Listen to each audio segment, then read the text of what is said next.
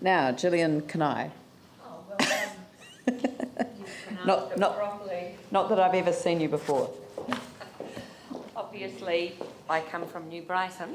I am a 69-year-old mother and grandmother who has lived in New Brighton for 39 years, and I am here to present my personal views relating to the submission that I filled in and sent in approximately 2 weeks ago, I believe. Thank you for your speedy reply. We're good like that. I am also a new member of the North New Brighton Residents Association. So I will start off with tēnā koutou, tēnā koutou, tēnā koutou katoa. Greetings to you all. I have lived in New Brighton for 39 years.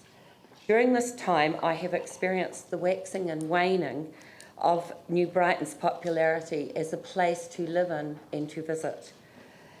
As I was unable to attend the Ngā Ngāru Trust presentation this morning, I wish to voice my views on the Christchurch Coastal Pathways Plan first. I have no scientific data to support my views, but I do have many years of anecdotal experience.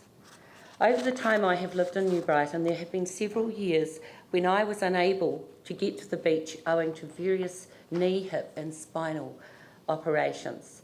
So I have had personal experiences of how frustrating and disappointing it can be not to have access to the beach.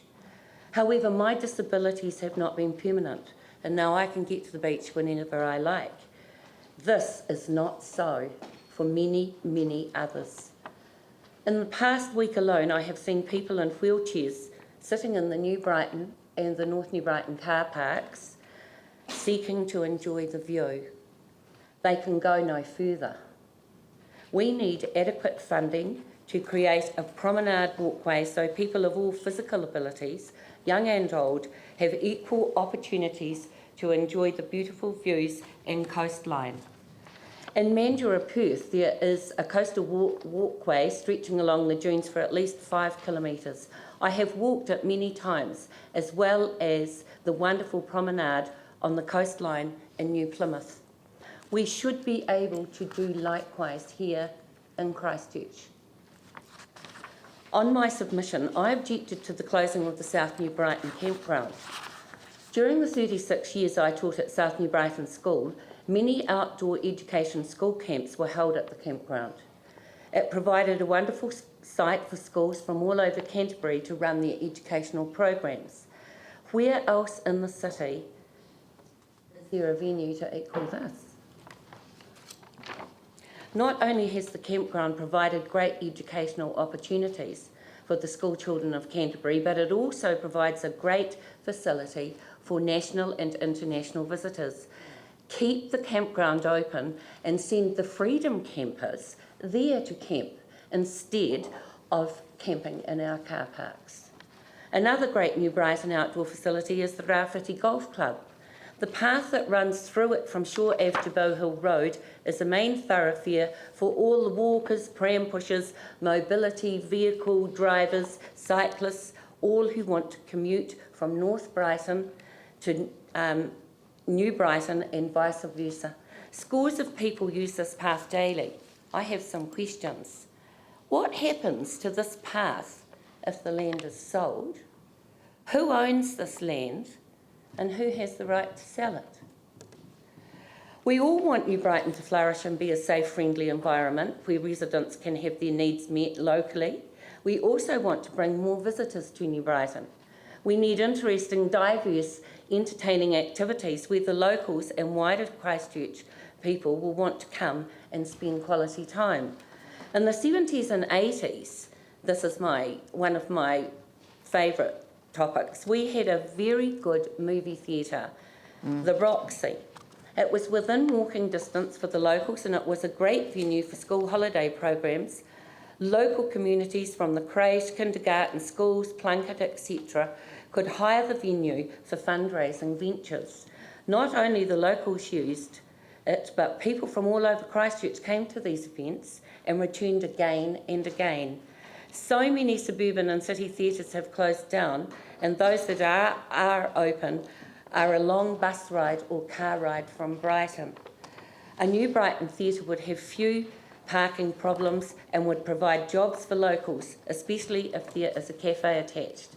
The Miramar Suburban Theatre in Wellington has been very successful for decades, and people travel from all over Wellington, from Upper Hutt to Seatoun, to go to that theatre and enjoy meals there. People in Christchurch would come to Brighton to the movies and would be able to do their shopping there as well. In order to make New Brighton attractive enough to come to and for businesses to start off, we need to address the problems caused by absentee landlords who have let their properties and buildings deteriorate. There needs to be a set of guidelines for all landlords, private and commercial, so they can be held accountable for the upkeep of their properties. If there were set criteria they had to adhere to, they would be compelled to keep their properties up to standard, or else they should face certain fines and penalties. Last millennium, in 1976, when we moved to Brighton, the idea of having hot salt water pools was being mooted. What year is this? 39 years ago, we came from Canada and chose to live in New Brighton when we could have lived anywhere else in New Zealand. It was a safe, family-friendly environment where residents could have all their needs met locally. Overseas visitors still marvel at our beautiful coastline, the amazing views, and our fresh, clean air. We need to entice them to stay longer, spend their money, share their experiences, and return again and again. In conclusion, I will quote an old Māori proverb: "Ma whero, ma pangoa, ka oti te mahi." The translation being, through the cooperation of the red, that's you, the councillors, and the black, that's us, the ratepayers, we will and we can accomplish our goals together. Ka mutu. Kia ora. Thank you very much. We're out of time, but I should make a couple of comments. One is the Rafiti Golf Course. The issue was around the funding of it. So we've got a paper on the agenda of the council meeting tomorrow, which would, if it's accepted, see the question of the tendering of the Rafiti Golf Course. So people, if the golf club wants to put in a tender to run it, then that will be an option that we'll be able to consider during the course of the time of the plan, so that when we come to the plan's end, we will have an answer to that question. Would the golf club be able to run it? Right. The second is the South New Brighton camp. Similarly, we've got an item on the agenda to deal with that, but not similarly to the other. We wouldn't be in a position to know what the outcome of that would be, in the sense that there are a number of things that really need to be on the table, and one of them is in relation to the coastal hazards and coastal inundation work that's been done around stage 2 of the natural hazards chapter. So there are issues in terms of a longer term view of parts of that area, and we need to be thinking about that. But the idea is to go out for tenders. I personally would rather that we just worked with the people who've actually been running the camp for the last 4 years, is it, on a month-by-month contract basis, which is pretty horrendous for them.